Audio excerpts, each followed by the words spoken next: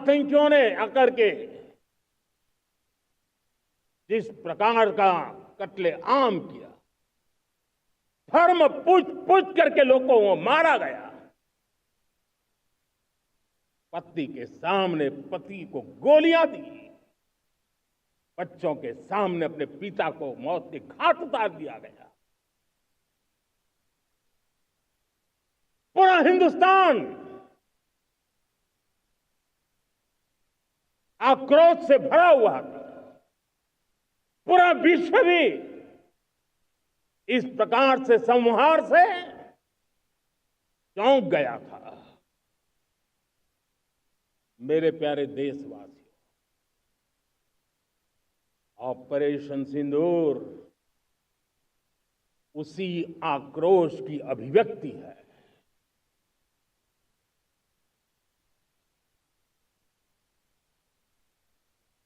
22 तारीख के बाद हमने हमारे सेना को खुली छूट दे दी। रणनीति वो तय करे, लक्ष्य वो तय करे, समय भी वो चुने, और हमारी सेना ने वो करके दिखाया जो कई दशकों तक कभी हुआ नहीं था। सैकड़ों किलोमीटर दुश्मन की धरती पर घुस करके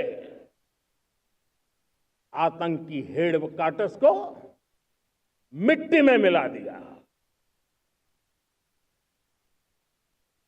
आतंकी इमारतों को खंडहर बना दिया।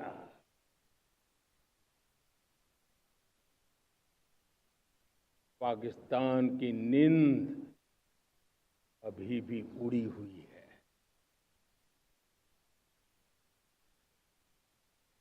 पाकिस्तान में हुई तबाही इतनी बड़ी है कि रोज नए नए खुलासे हो रहे हैं, नई नई जानकारियां आ रही हैं। मेरे प्यारे देशवासियों, हमारा देश कई दशकों से आतंक को झेलता आया हुआ है। देश के सीने को छलनी कर दिया गया है। अब हमने एक न्यू नॉर्मल प्रस्थापित किया। आतंक को और आतंकी को पालने पोसने वालों को, आतंकियों को ताकत देने वालों को अब हम अलग अलग नहीं मानेंगे।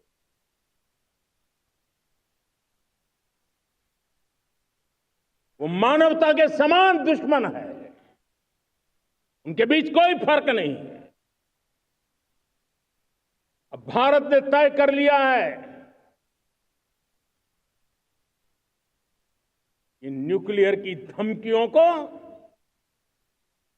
अब हम सहने वाले नहीं हैं। न्यूक्लियर ब्लैकमेल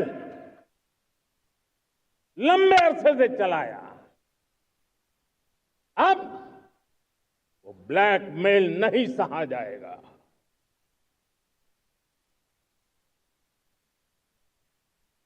आगे भी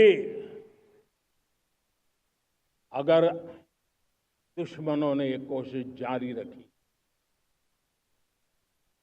हमारी सेना तय करेगी,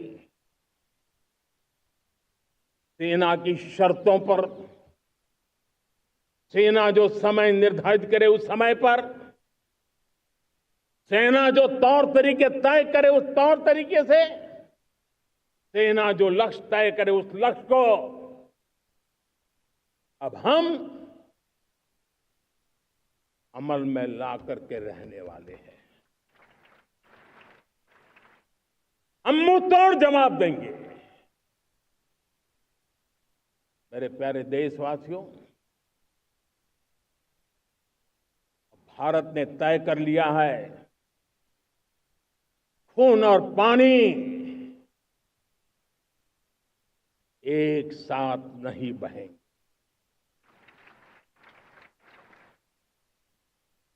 अब देशवासियों को भली भांति पता चला है कि सिंधु का समझौता कितना अन्यायपूर्ण है, कितना एक तरफा है। भारत से निकलती नदियों का पानी दुश्मनों के खेत को सींच रहा है और मेरे देश के किसान, मेरे देश की धरती पानी के बिना प्यासी है।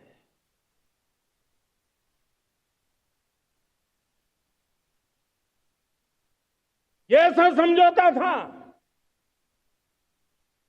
जिसने पिछले 7 दशक से मेरे देश के किसानों का अकल्पनीय नुकसान किया है।